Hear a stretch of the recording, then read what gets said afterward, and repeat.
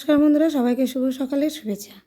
আজকে আমি আপনাদের সাথে ছোট্ট একটি মিনি ব্লগ শেয়ার করব। সেটা হলো আমি কিভাবে রেডি হয়ে 10টার মধ্যে অফিস বেরোই। তো দেখে নিলাম, ঘুম থেকে উঠে কিন্তু আমি চা বসিয়ে দিয়েছি, একটু আটা মেখে নিয়েছি, বানিয়ে নেব 3টে পরোটা। আর আজকে আমি রান্না করব ফুলকপি আলু দিয়ে মাছের ঝোল আর একটু ভাত। তো পরোটাগুলো আমি ভাজতে বসিয়ে দিয়েছি, আর এদিকে একটা চুলাতে ভাত বসিয়ে দিয়েছি, ফুলকপি আলুগুলো ভাজতে দিয়েছি। ফুলকপি আলুগুলো ভাজতে ভাজতে আমি একটু মশলাও করে নিয়েছি এবং এগুলোকে ভালো করে কষিয়ে নিচ্ছি। কষিয়ে নেওয়ার পরে আমি কিন্তু প্রত্যেকটি রান্নাতে গরম জল ব্যবহার করি। তো সবজিগুলো ভালো করে কষানো হয়ে গেছে, দেখুন আমি একটু গরম জলও দিয়ে দিলাম। তারপর আমি নিজের জন্য একটা পরোটা নিয়ে নিলাম টিফিনের জন্য, আর নিয়ে নিলাম আলু সবুজ মটরের একটু তরকারি।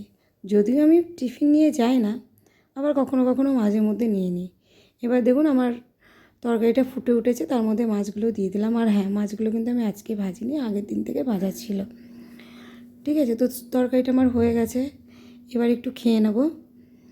তো একটু খেয়ে নিয়ে আমি কিন্তু এবার রেডি হয়ে নিচ্ছি।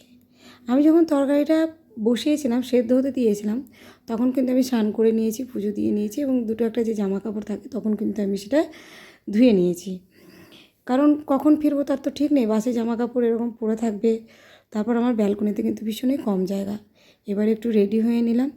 এখানে ঠান্ডাটা কমেছে, কিন্তু আবার মনে হচ্ছে যে ফিরবো তখন তো 5টা, সাড়ে 5টা, 6টা বেজে যাবে, তখন হয়তো ঠান্ডা লাগবে। সেই জন্য আবার শীতের পোশাকটাও পরে নিতে হলো। একটু রেডি হয়ে তো বেরোতেই হবে, তাই না? এবার রেডি হয়ে নিলাম, ব্যাগটা গুছিয়ে বেরিয়ে পড়লাম। দেখুন রাস্তায় অনেকটা যেতে হবে, যাওয়ার পরে কিন্তু আমি তবে অটো পাবো। সব দিন গিয়ে গিয়ে সঙ্গে সঙ্গে যে অটো পাই তা না, কিন্তু একটুখানি দাঁড়াতেও হয়। তবে আজকে কিন্তু কপাল গুনে আমি অটোটার সাথে সাথেই পেয়ে গেছি। তো অটোতে বসে গেছি, অটোতে বসে 10 মিনিট এখন যেতে হবে, তারপরে বাস স্ট্যান্ড পাবো। বাস স্ট্যান্ডে গিয়ে সবসময় বাস পাই না, দাঁড়াতে হয়। এদিকে নেমে গেছি, এবার শাহবই দিয়ে নিচে নামছি। শাহবই দিয়ে আমি যখন নামি তখন কিন্তু আমি খুব ছোটাছুটি করি, যাতে বাস মিস না হয়ে যায়। বাস মিস হয়ে গেলে কিন্তু প্রায় 20 থেকে 25 মিনিট দাঁড়িয়ে থাকতে হবে, তাহলে অলরেডি অফিসে আধ ঘন্টা লেট হয়ে যাবে। আর বাসটা সঠিক টাইমে পেলেই কিন্তু আমি অফিসটা সঠিক টাইমে পৌঁছাতে পারবো। তো বাসটা কিন্তু আমি পেয়েই গেছি, দেখুন চড়তে চড়তে উঠে গেছি, হাঁপিয়ে গেছি একদম দেখুন।